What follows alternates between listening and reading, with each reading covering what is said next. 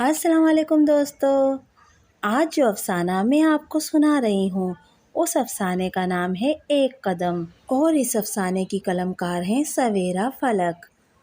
अरसला ने चाय की ट्रे लाकर दरमियानी मेज़ पर रखकर सोफ़े पर बैठने का कसद किया ही था कि अम्मी की आवाज़ ने उसे दोहरी होती कमर को ज़बरदस्ती सीधा करने पर मजबूर कर दिया।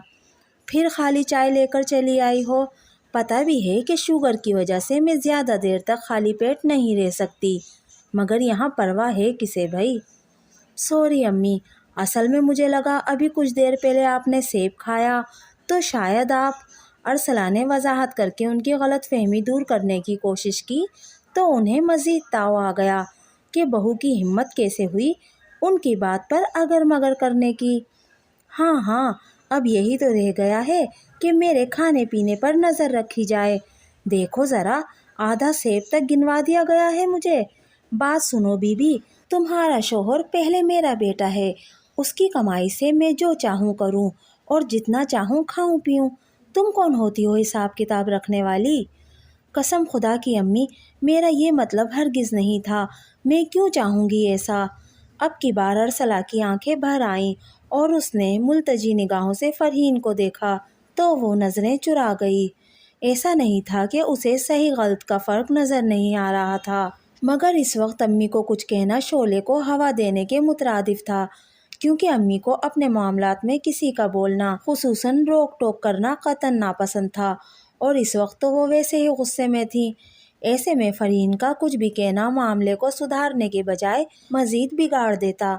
सो वो ना चाहते हुए भी खामोश तमाशाई बनी बैठी थी। अपनी और अरसला की मुश्तरका सूरत हाल के बाइस उसने ज़ुबान को फ़िलहाल पाबंद ज़रूर किया था, मगर दिलो दिमाग को तदाबीर सोचने पर मजबूर कर दिया था, क्योंकि 3 सालों में आज पहली बार उसे अपना और अरसला का दर्द मुश्तरक लगा था। ऐसे में इसका ज़मीर अब उसे अक्सर झंझोड़ता था। हक की जानिब पहला कदम उठाने का फ़ैसला तो उसने कर ही लिया था, बस मुनासिब वक्त के इंतज़ार में थी, क्योंकि वो जानती थी कि लोहे पर चोट उसी वक्त लगानी चाहिए जब वो गर्म हो। फ़िलहाल उसने अरसला को फ़रार की राह दिखाई। अरसला, अब तुम जो भी समझी हो, फ़िलहाल इस बात पर ध्यान दो कि चाय ठंडी हो रही है, जाकर बिस्किट ले आओ। फिर तुम्हें हांडी रोटी भी देखनी होगी, बच्चे भी स्कूल से आने वाले होंगे। तब अरसला नमकीन पानी हलक से उतारते हुए पलट गई। उसे भी फ़िलहाल जाए वक़ूफ़ से गायब होने में ही अपनी आफ़ियत नज़र आई, मगर पलटते पलटते उसके जहन में ख़याल आया तो शामत की मारी बेचारी दोबारा अम्मी से मुखातिब हो गई। वो अम्मी, आटा ख़त्म हो गया है, रात की रोटियां तो डल जाएंगी, अलबत्ता नाश्ते के पराठों के लिए आटा नहीं बचेगा। अल्लाह की पनाह, अभी तो 6 किलो मंगवा कर दिया था। हाँ भाई, अब किचन तो तुम्हारे हवाले है, सिया करो या सफ़ेद। जल्दी जल्दी उल्टी सीधी बड़े बड़े पेड़े बनाकर मोटी रोटियां डालोगी तो आटा ख़त्म होना ही है। ये नहीं कि नफासत से छोटे पेड़ों की पतली रोटियां डालो, मगर ऐसा सलीका होता तो रोना किस बात का था। जाओ बीबी, तुमसे तो कुछ कहना भैंस के आगे बीन बजाना है। और हाँ सुनो, रात के खाने में अमजद भी होगा, माश की दाल के दही बड़े बनाना ना भूलना, बहुत पसंद है उसे। और बाकी पुलाव ताज़ा दम लगाना, कोफ्ते में खुद बनाऊंगी। मीठा भी शाम से पहले तैयार करके रखो ताकि खाने के वक्त तक ठंडा हो जाए। अब जाओ, सर में दर्द करके रख दिया मेरे तो। अम्मी ने मुंह फेर कर चाय का कप उठाकर लबों से लगाया तो अरसला भीगी आंखों से फरहीन को देखने लगी और फिर फरहीन के ही खामोश रहने के इशारे पर हमेशा की तरह दिल की बात दिल में लिए बिना कोई सफाई दिए मंजर से हट गई। वरना उसका दिल चाह रहा था कि वो भी अम्मी की तरह बदलिहाज होकर अपने दिल की बात कहे। कम से कम खुद पर लगे बेबुनियाद इल्ज़ामों की नफ़ी तो करे कि अभी इस घर में मौजूद लोगों की तादाद में इजाफा हो चुका है। कल आपके पोता पोती जो दलिया और कस्टर्ड खाते थे, आज पूरी रोटी और पराठा खाते हैं। मगर वो इन 95% बहुओं में से थी जो अपना मुकदमा नहीं लड़ती, क्योंकि जो 5% लड़ती हैं उनका अंजाम भी हार ही होता है। आज अम्मी को फरहीन की तरफ आना था। अमजद ने उसे ख़ास ताकीद की थी कि अम्मी की खातिर मदारत में कोई कमी न रह जाए। खुद उसे भी एहसास था अम्मी बहुत ख्याल रखती थी उसका। सो वो सुबह से किचन में लगी हुई थी। दिन के 12 बजे तक वो कोफ्ते फ्राई करके, पुलाव दम करके और ट्राइफल तैयार करके रख चुकी थी। सलाद, रायता और कोफ्तों की ग्रेवी उसने शाम में तैयार करना थी, क्योंकि अम्मी को किसी अजीज़ के यहाँ से होते हुए उसकी तरफ आना था। वो चूल्हा बंद करके किचन से बाहर निकली थी कि दरवाजे पर दस्तक की आवाज़ ने उसे अपनी जानिब मुतवज्जो कर लिया। वो दुपट्टा शानों पर फैलाकर दाखिली दरवाजे की तरफ आई और दरवाज़ा खोला तो अम्मी को देखकर हैरत में मुब्तला हो गई। अरे अम्मी, आपको तो सुमेरा आंटी की तरफ से होते हुए आना था ना? हाँ भाई, निकलने से पहले फ़ोन किया तो पता चला वो अपना नया शनाख्ती कार्ड बनवाने नादरा जा रही है। मैं तैयार ही थी, सोचा अब निकल ही जाऊं। अब तुम रास्ता दोगी या सारे सवाल यहीं पूछ लोगी? अम्मी ने उसे घूरा तो वो झींप कर फ़ौरन पीछे हटी। ओह माफ़ कीजिएगा अम्मी, ख्याल ही नहीं रहा आपको यूं गैर मुतवक्का तौर पर देखकर। आप आएँ, बैठें। उसने अम्मी को ड्राइंग रूम में बिठाया, पंखा चलाया और ख़ुद तेज़ी से ठंडा शरबत बना लाई। अम्मी ने चादर उतारकर शरबत के चंद घूंट लेकर उसे देखा। उसकी शर्ट पसीने में भीगी हुई थी।